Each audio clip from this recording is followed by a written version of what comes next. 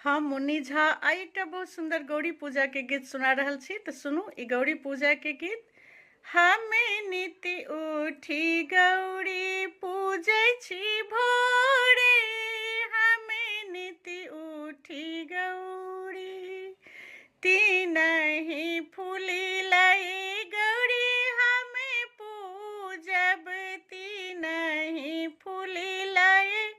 गौरी जे पूजबे ओ जे बेली चमेली गुलाबी गौरी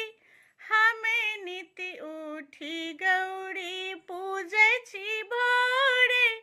हमें नीति उठी गौरी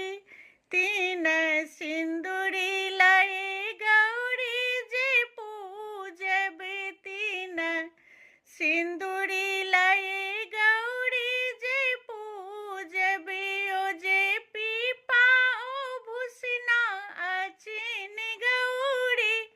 हमें नीति उठी गौरी पूजै छी भोरे, हमें नीति उठी गौरी तीनही जली लाई गौरी हम पूजब, तीनही जली लाई गौरी जे पूजबे ओ जे गंगा ओ जमुना सरजुग गौरी हमें नीति उठी गौरी पूजै छी भोरे, हमें नीति उठी गौरी